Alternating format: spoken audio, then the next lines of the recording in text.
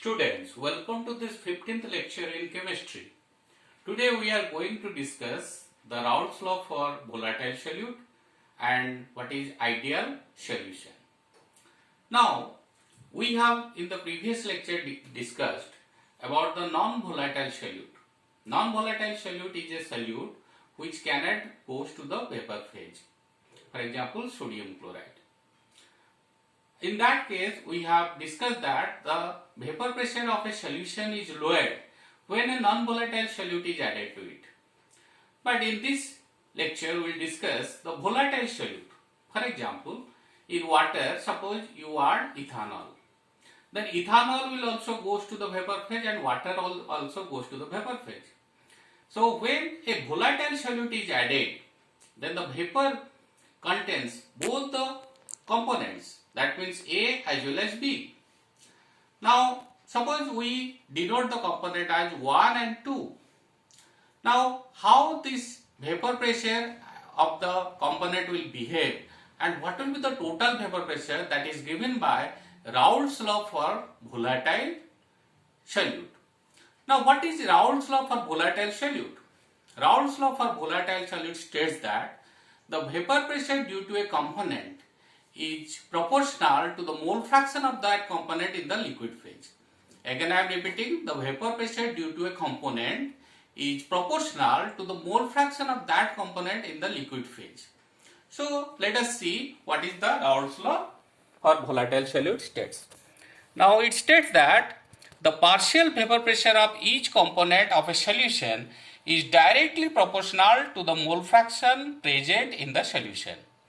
Again, I am repeating, it states that the partial vapor pressure of each component of the solution is directly proportional to its mole fraction present in solution. Let us consider that 1 and 2 are together to form a solution. That means a solution is formed by adding two components. One component is 1 and second component is 2. Now this 1 and 2 mixes to form a solution.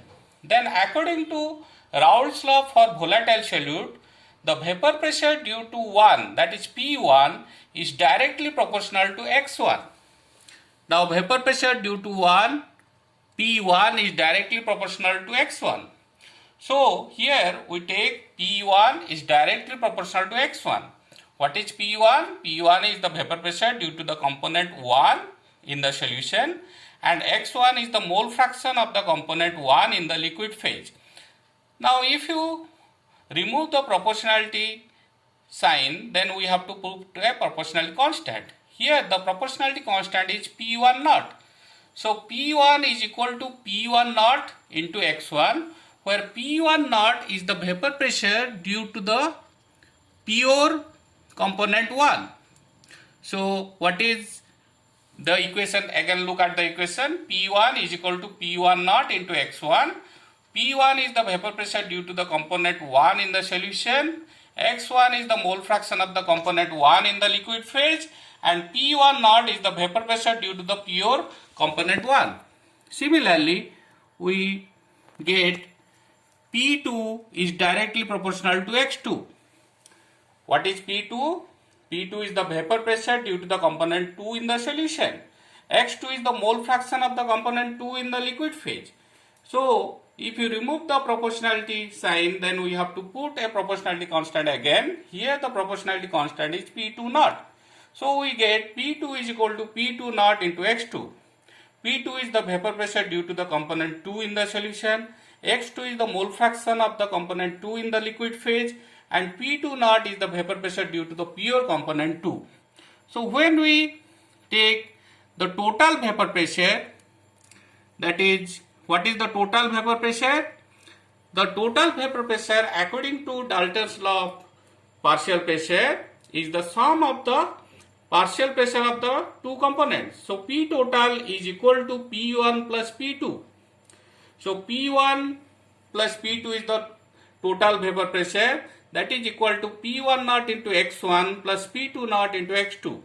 Now here we have substituted for X1 1 minus X2, because we know that for this solution X1 plus X2 is equal to 1. So we have substituted for x1 1 minus x2. So we get the equation P total is equal to P1 naught plus P2 naught minus P1 naught into x2.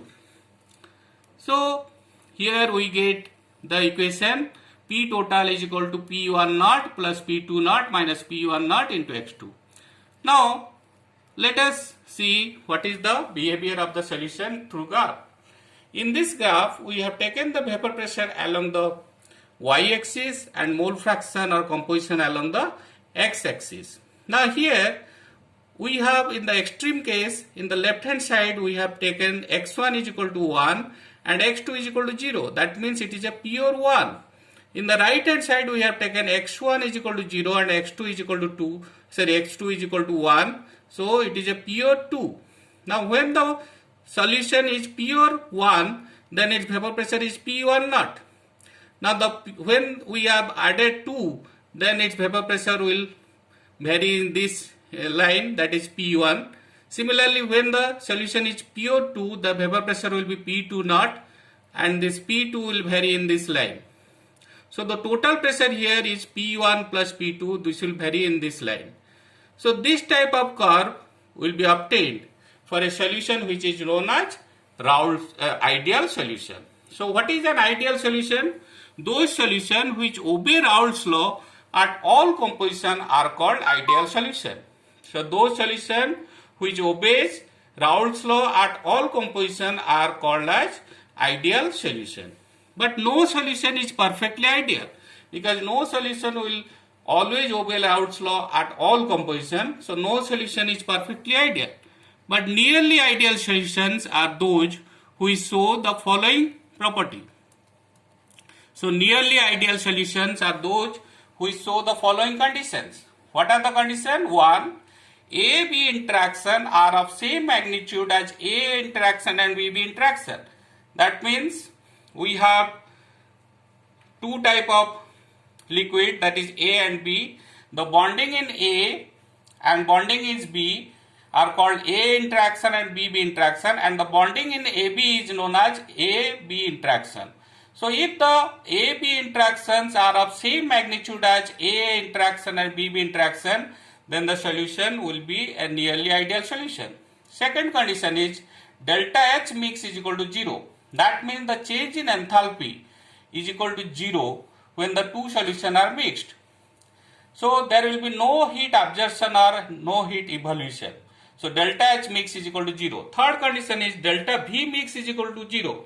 That means there will be no volume change in the mixing of ideal solution. So the examples of ideal solutions are, nearly ideal solutions are 1. N-hexane and N-heptane.